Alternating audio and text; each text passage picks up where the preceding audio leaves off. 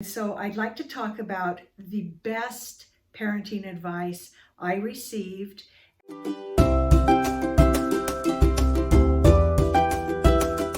Hi, Mary Lou Bailey here. Today we're going to chat. So I'd like to talk about the best parenting advice I received, and I received this advice from my mother before I even had children. And it has stuck in my mind and has been a great guide to me.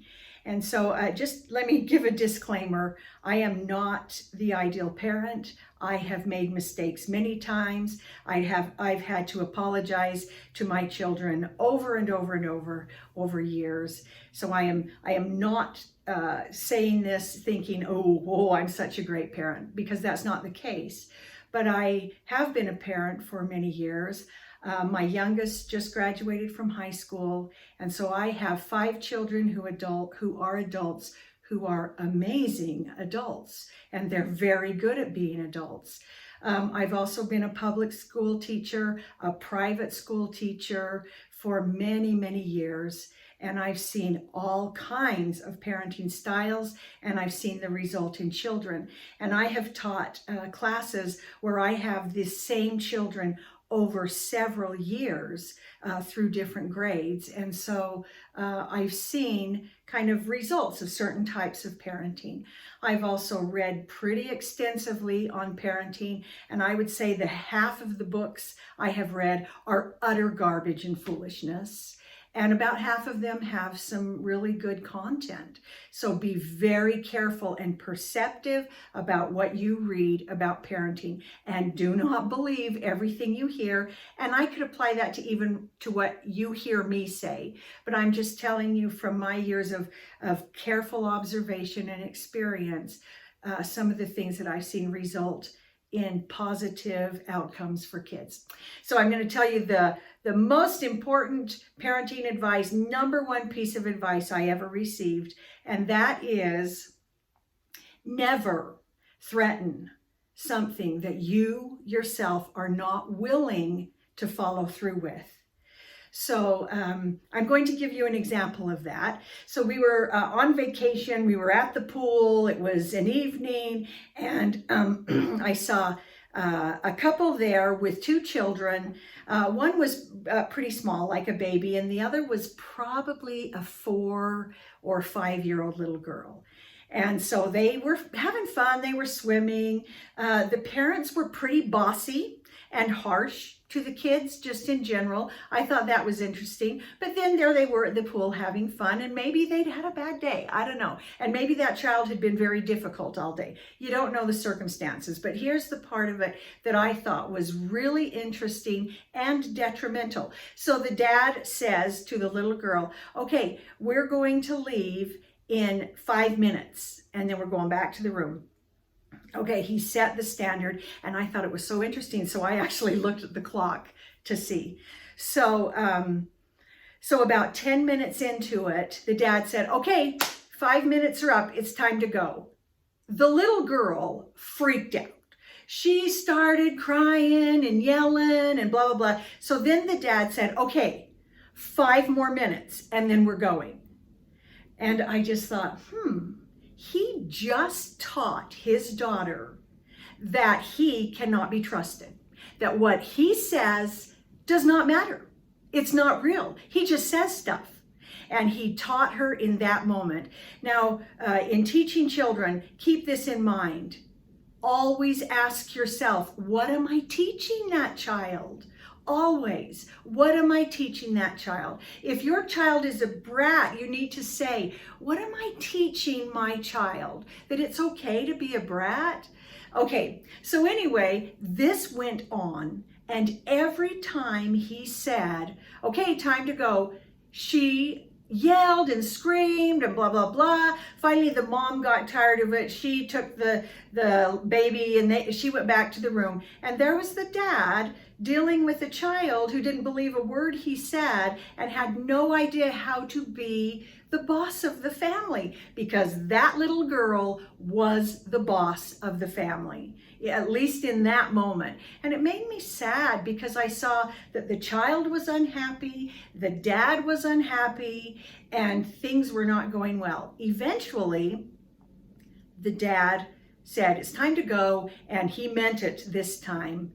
And he, got the girl, wrangled her, carried her up the steps out of the pool. She's screaming and fighting and yelling, causing a huge scene. The dad's mad, he's yelling at her, and they left just in so much trouble.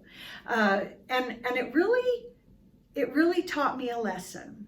And so I thought, if he had over time been teaching that child that what he said is what he meant, it would have been so much better for the entire family, and especially for the child, because the child would understand when dad speaks, I have a boundary. So I'm going to have fun for the next 5 minutes, and then I'm going to go and not cause such a big bagunza in the family. Okay, so then this actually happened to me. And I want to tell you about when I went to the grocery store. My two oldest, my daughter was 5 or 6. My son was so he would have been 3 or 4. And I have to say, I have wonderful children, but my son was very active. This was the kid, he ran everywhere. Half the time he would not walk across the living room, he would somersault, or he would do cartwheels, or he'd stand on his head in the corner, and people would come to visit, and I'd say, okay, now try to just sit on the couch. Try really hard not to stand on your head. And he just was very active and a wonderful boy, but sometimes just seemed to have too much energy for his skin, Okay, so we went to the store. It was, I don't know, 10 or 11 in the morning. And I told the kids, now, if you will both behave in the store, and that means you're not grabbing stuff and you're not yelling and you're just helping this be a pleasant experience, I'll let you both pick the type of crackers you want, and I'll buy the type of crackers you want. And so we're going through, and my daughter, of course, she's being very careful, because she knew that if I said it, I meant it. And so my son was starting to get a little loud and he was in the cart trying to sneak things off the shelf and put them in the cart. And I gave him a warning, and I said, you know what? I told you that if you would behave at the store, I would let you choose the crackers. And if you don't behave, neither one of you are getting crackers at all. I told you that, and I'm just reminding you that that's the situation. So we're going through the store. We were there a while, and our cart was getting more and more full, and he started to just misbehave. And he was yelling, he was making rude noises, he was pulling things off the shelf, even things he didn't even like, putting them in the cart.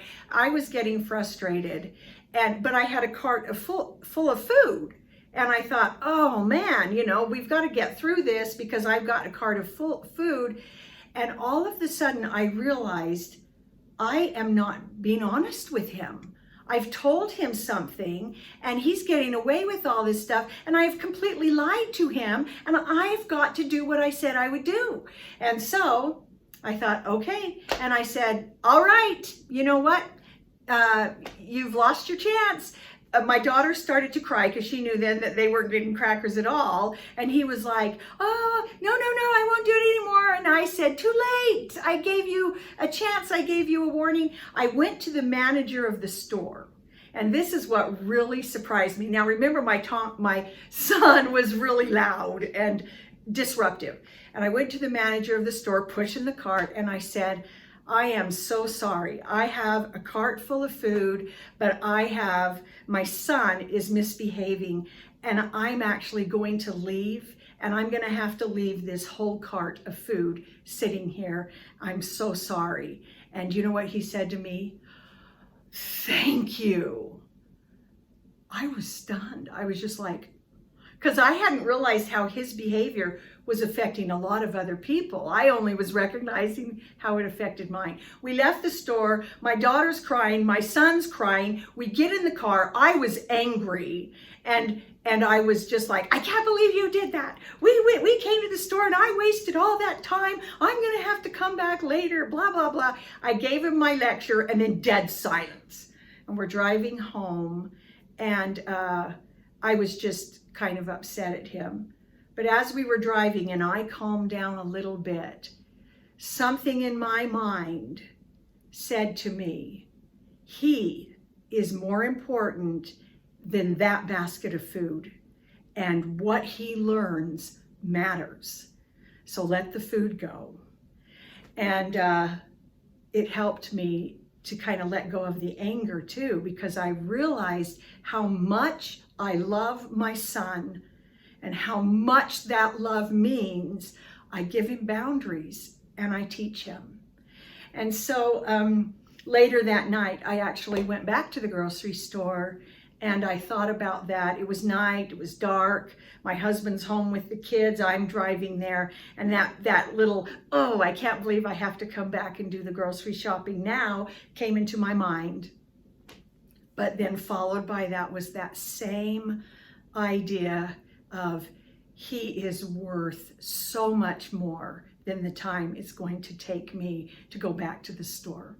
His value was so great that I'm willing to do the hard thing because he matters so much to me. A couple of days later, I was talking to my older daughter, and I said, you know, I'm really proud of you for behaving at the store and for doing what you needed to do and trusting me. And I said, because of that, I actually would like to reward you. And I gave to her some of the types of crackers that she had wanted, which I bought that night. But I felt like I needed for her to know that I recognized her good behavior.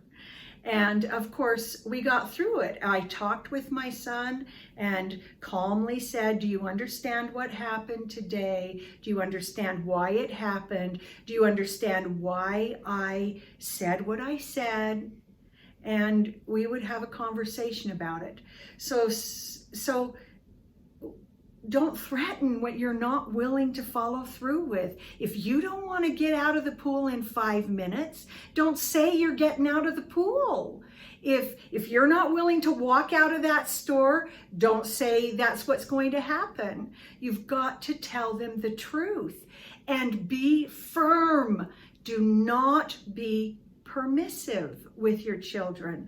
Let them be able to trust you. Let them know that what you say you mean and you are not a liar. Now, when you goof up, because I have goofed up many times, and I have had to go back to my child and say, you know what, I told you this is what the consequence would be, and I didn't even follow through with it. And I'm sorry because I taught you wrong. And I want you to know that you can trust me. So next time when I say this is going to happen, I'm going to try really hard to make it happen. Will you help me always tell you the truth? And it has helped over so many years. So that's my advice from my mother. Thank you, Mom, for telling me that straight up before I even had children. Never, never threaten what you are not willing to follow through with. I have to add in there, don't threaten bodily harm, because if you're not willing to do it, don't threaten it, and don't be willing to do that. But what you teach your child is that you just say stuff. And it doesn't matter. Now, sometimes we all say stuff in anger, and then you go back and you apologize. And you say, I can't believe I said that. I'm so sorry. It was a flat out lie. Please forgive me. But you fix it. And never threaten what you are not willing to follow through with. So I hope that good advice from my mother is good advice for you. So good luck. Parenting's a tough gig, but it's the most rewarding part of life. So see you next time.